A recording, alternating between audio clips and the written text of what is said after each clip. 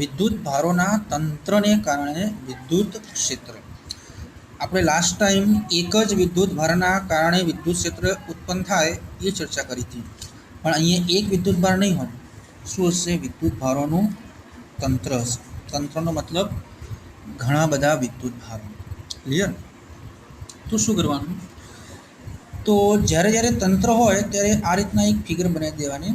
પહેલાં આપણે કાર્ટેશિયન યામ પદ્ધતિ ડ્રો કરી દઈશું.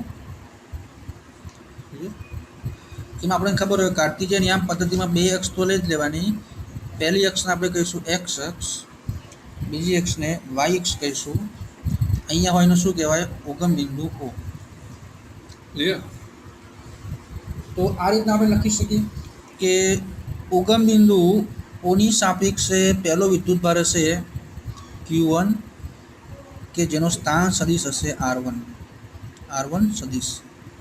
ક્લિયર? ફરીથી ઉગમ બિંદુ ઓની સાપેક્ષે બીજો વિદ્યુત ભાર હશે Q2 જેનો સ્થાન સદિશ હશે R2 સદિશ. ક્લિયર? ફરી ઉગમ બિંદુ ઓની સાપેક્ષે ત્રીજો વિદ્યુત ભાર હશે અહીંયા Q3 જેનો સ્થાન સદિશ હશે R3 સદિશ. ક્લિયર? એટલે અહીંયા આપણે શું કર્યું? એક વિદ્યુત ભારનું તંત્ર લીધું કે જેમાં કેટલા વિદ્યુત ભાર છે? 3, Q1, Q2 અને Q3. ક્લિયર? આ ત્રણ વિદ્યુત ભારોના કારણે અહીંયા કોઈ એક બિંદુ P લઈએ. એ બિંદુ P આગળ કેટલું વિદ્યુત ક્ષેત્ર ઉત્પન્ન થશે એ આપણે શોધવું છે. આ આપણો પ્રશ્ન છે. ક્લિયર? તો બિંદુ P નો ઉગમ બિંદુ ઓની સાપેક્ષે ધારો કે સ્થાન સદિશ હશે R. ક્લિયર? બધાના ઉગમ બિંદુની સાપેક્ષે સ્થાન સદિશ લેવાના. ક્લિયર? એટલે આપણે પહેલું વાક્ય શું લખીશું?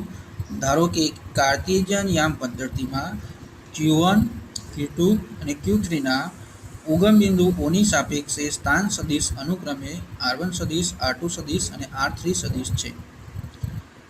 અહીંયા ઉગમ બિંદુ ઓની સાપેક્ષે R સ્થાન સદિશ ધરાવતું કોઈક બિંદુ P છે, ત્યાં આગળ આપણે વિદ્યુત ક્ષેત્ર શોધવું છે. ક્લિયર? તો શું કરવું પડશે? તો વિદ્યુત ક્ષેત્રની ફોર્મ્યુલા શું હતી? લાસ્ટ ટાઈમ ભણ્યા હતા એ રીતના વિદ્યુત ક્ષેત્ર E સદિશ બરાબર શું લખાય? કે ક્યુ ભાગ્યા આર સ્ક્વેર આર કેરેટ, જ્યાં આર કેરેટ કઈ દિશામાં હોય? જે દિશામાં વિદ્યુત ક્ષેત્ર હોય દિશામાં. આર એટલે શું થાય? તો જે બિંદુ આગળ વિદ્યુત ક્ષેત્ર શોધતા હોય એ બિંદુ અને વિદ્યુત ભાર વચ્ચેનું અંતર. ક્લિયર? ધારો કે આપણે એવું કહીએ કે ભાઈ Q1 વિદ્યુત ભારના કારણે બિંદુ P આગળ વિદ્યુત ક્ષેત્ર શોધતા હોઈએ આપણે, તો શું કરવું પડશે? Q1 વિદ્યુત ભાર અને બિંદુ P વચ્ચેનું અંતર લેવું પડશે. અને આપણે એ અંતરને કહીશું ધારો કે R1P, 1 અને P વચ્ચેનું અંતર. ક્લિયર? એ રીતના Q2 અને P વચ્ચે વિદ્યુત ક્ષેત્ર શોધતા હોય તો આપણે કયું અંતર લેવું પડશે? R2P સદિશ. ક્લિયર? એ રીતના Q3 અને P વચ્ચેનું આપણે વિદ્યુત ક્ષેત્ર શોધતા હોય તો આપણે કયું અંતર લેવું પડશે? R3P સદિશ. ક્લિયર? એટલે ક્લિયર આઈડિયા છે. 3P લખવાનો મતલબ શું થાય? 3 નંબરનો વિદ્યુત ભાર અને બિંદુ P વચ્ચેનું અંતર. 2P નો મતલબ શું થાય? 2 નંબરનો વિદ્યુત ભાર Q2 અને P વચ્ચેનું અંતર, P અહીંયા છે. 1P નો મતલબ શું થાય? 1 નંબરનો વિદ્યુત ભાર અને P વચ્ચેનું અંતર. ક્લિયર? તો આપણે શું કરીશું? તો આ રીતના લખીશું. Q1 વિદ્યુત ભારના કારણે બિંદુ P આગળ વિદ્યુત ક્ષેત્ર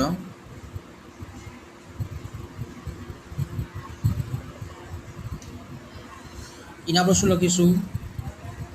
E1 સદિશ, કારણ કે 1 નંબરનો વિદ્યુત ભાર છે. ક્લિયર? વિદ્યુત ક્ષેત્રની ફોર્મ્યુલા શું છે? કે ક્યુ પણ વિદ્યુત ભાર કયો છે?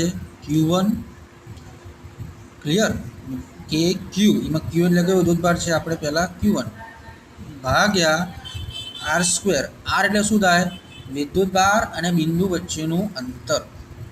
અહીંયા જો 1 નંબરનો વિદ્યુતભાર લીધો આપણે, તો 1 અને P વચ્ચેનું અંતર કેટલું છે? R1P. આ થાય R1P સ્ક્વેર. ક્લિયર? હવે વિદ્યુત ક્ષેત્ર કઈ દિશામાં છે? તો સમજી લો કે વિદ્યુતભાર Q1 ધન છે, તો ધન વિદ્યુતભારના કારણે વિદ્યુત ક્ષેત્ર હંમેશા એનાથી બહારની દિશામાં જાય. એટલે મેં એરો પહેલાંથી આમ બહાર બતાવેલો છે. ક્લિયર?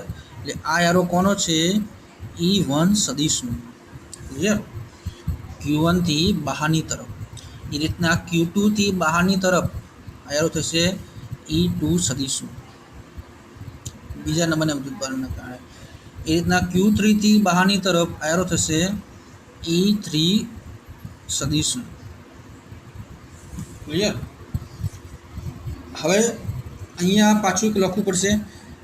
આ બાજુ સદિશ છે E1, તો સ્વાભાવિકપણે આ બાજુ કોઈ રાશિ સદિશ હોવી જ જોઈએ. અને એના પર શું લખીશું?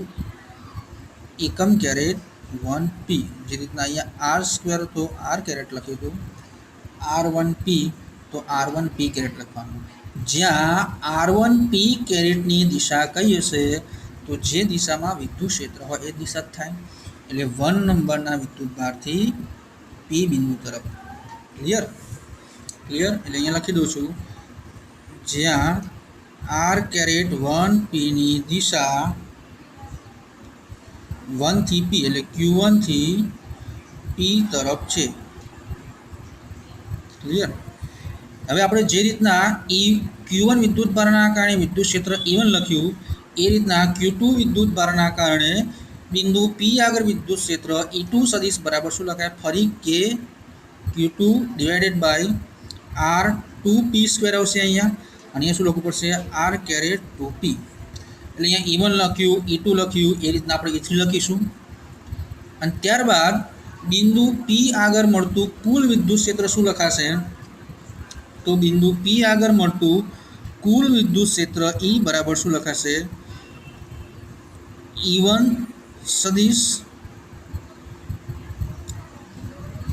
ઓફ R પ્લસ E2 સદિશ ઓફ R પ્લસ E3 સદિશ ઓફ R. ક્લિયર? એટલે પ્રથમ વિદ્યુતભારના કારણે મળતું વિદ્યુત ક્ષેત્ર વત્તા બીજા વિદ્યુતભારના કારણે મળતું વિદ્યુત ક્ષેત્ર વત્તા ત્રીજા વિદ્યુતભારના કારણે મળતું વિદ્યુત ક્ષેત્ર. એ દરેકે દરેક વિદ્યુત ક્ષેત્રનું શું કરીશું? આપણે અહીંયા સરવાળો કરીશું. ક્લિયર? હવે સમજો, અહીંયા મેં બધાના બોક્સમાં R સદિશ લખ્યું છે. કેમ? કારણ કે આ જે ટોટલ વિદ્યુત ક્ષેત્ર E શોધ્યું આપણે, એ ટોટલ વિદ્યુત ક્ષેત્ર E એ કયા બિંદુ આગળ શોધ્યું છે? આપણે બિંદુ P આગળ. અને એ બિંદુનું ઉગમ બિંદુથી અંતર કેટલું હતું? R હતું, પહેલાં મેં કીધું. ક્લિયર? એટલે બિંદુ Pનો સ્થાન સદિશ કયો છે? R. એટલે અહીંયા ટોટલ જે વિદ્યુત ક્ષેત્ર આવશે, કુલ વિદ્યુત ક્ષેત્ર ઇઝ ડિપેન્ડ ઓન R આવશે. ક્લિયર? સમજાય છે? અચ્છા, હવે શું કરવાનું? સિમ્પલી બિંદુ P આગળનું કુલ વિદ્યુત ક્ષેત્ર બરાબર પહેલાના કારણે વત્તા બીજાના કારણે વત્તા ત્રીજાના કારણે, એ ત્રણના વિદ્યુત ક્ષેત્રનો શું કરી દઈશું? સરવાળો. એટલે મેથેમેટિકલ ફોર્મ આવું બનશે. પ્રથમ ટોટલ વિદ્યુત ક્ષેત્ર E સદિશ of R is equal to શું થાય? પહેલાના કારણે K Q1 R1P square R caret 1P plus બીજાના કારણે K Q2 divided by R2P square R caret 2P plus ત્રીજાના કારણે K Q3 divided by R3P square R caret 3P. Clear? આ ત્રણ વિદ્યુતભારોના કારણે મળતા વિદ્યુત ક્ષેત્રનો શું કરી કાઢે? આપણે સરવાળો.